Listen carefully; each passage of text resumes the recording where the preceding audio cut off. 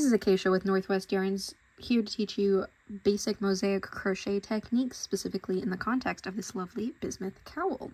We're going to cover single crochet into the back loop of a chain, joining mosaic crochet in the round, single crochet back loop only, double crochet front loop only, and some general tricks and tips along the way. Feel free to skip to whatever chapter for the relevant material as needed. First of all, what is mosaic crochet? Mosaic is a technique in both knitting and crochet where you only use one color at a time to create a colorwork piece.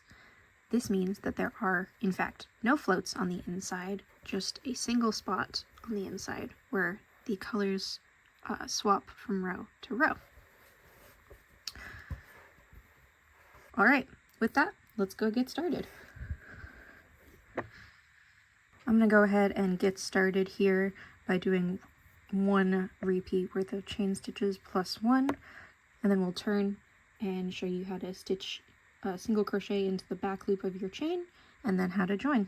Catch up with you once I've got all my chain stitches. Now that I've got a stitch marker in the last stitch of that first repeat plus one for the end of the row pattern, I go ahead and flip my stitches over. So I got this nice V on this side right there as my thumb traces down the V's. I'm gonna flip it over and you can see this single kind of bump right here in the middle. There's one right there, and right there, right there. I'm gonna go ahead, look up here, there's that first one. I'm gonna skip that one and stitch into this one.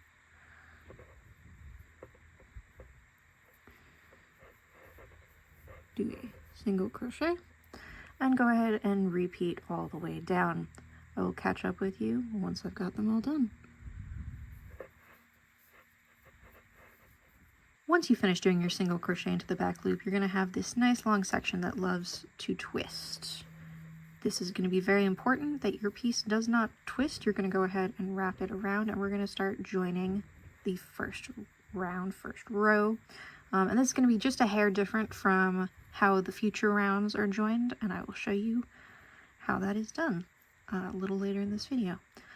For every join, you're going to go ahead and take your crochet hook, and you're going to pull this loop nice and large because you don't want to lose it. Now you're going to take your crochet hook and you're going to go from inside to outside, back to front, and we're going to grab this first single crochet stitch. This is what makes it unique. Every other one you're going to be grabbing a chain stitch, but you're going to go ahead and stick it into that first single crochet, making sure that your piece is not twisted. You're going to go ahead and grab that big loop it back onto your crochet hook, tighten it, and do a nice little slip stitch on through. Now you've joined your round, it's time to join your next color. Every round you're going to slip through, do a slip to join your next color, and one chain stitch to add some height and move you to the next row. Go ahead and grab your old color and pull taut. This will make sure that your join is as clean as possible so any other colors do not show through. Now that we have our chain, we're going to go ahead and commence on the next round. I'm going to go into this very first stitch right here. Make sure that you always catch that first stitch, that you're not going back into any of your work. We're going to do a single crochet back loop only. Again, that's that V right here. We're going to go single crochet into that back loop, and I will catch up with you once I have this round done and ready to join in the round for the next one. All right, I have just gone ahead and finished round 2. We're going to go ahead and look at this join here a little closer. You'll notice that there is this gap right here that'll be addressed in the finishing section, which is why we want this nice long tail so we can sew it up and make it look seamless. Now we're going to practice this join again, and this is how it'll go for all future rounds. You're going to go ahead and pull this nice big loop and pull your hook out. And now we're going to look a little closer and look here on the inside. You'll notice we have our first slip stitch, and then our second slip stitches in there, and our chain stitches right there. We're going to go ahead and go from inside to outside into this chain stitch right here. Oop. right there. Go ahead, reattach that loop onto our hook, pull on through, and that is our first slip. Pull a bit tight, grab your other color, do another slip stitch and a chain stitch. And again, make sure to pull tight to keep that clean join. Now that I've done my chain stitch, we're going to go ahead and start on the actual color work and the pattern. I will say this row, or this round 3, is what I would define as the hardest because you're establishing the pattern. So making sure to count your stitches is very important. I really, really value having the stitch mark here because it tells me this is the first stitch of this pattern repeat. So I know, okay, for this pattern, it's going to start with a double crochet front loop only. So making sure I'm going into this first stitch here. You sometimes like to push up. Sometimes I will grab it, and I'll show you that on the next stitch. Do my double crochet. All right, now I need to make sure that I skip this first stitch, and we're doing 2 single crochets into the back loop. So again, single crochet into the back loop of color B.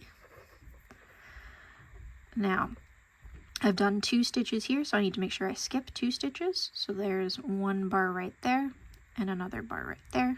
So I'm going to go ahead and go in to this third, and sometimes I'll hook it like that. Do my double crochet front loop only. Do a second one. And you'll notice when I pull on this stitch that you can still see the pink through the back.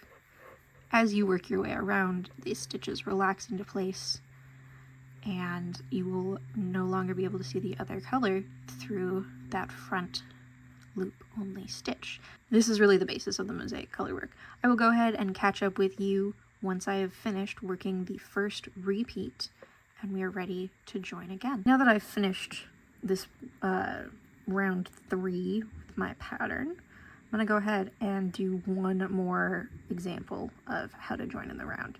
One thing that I want to also note is where you put this string as you are doing your slip stitches.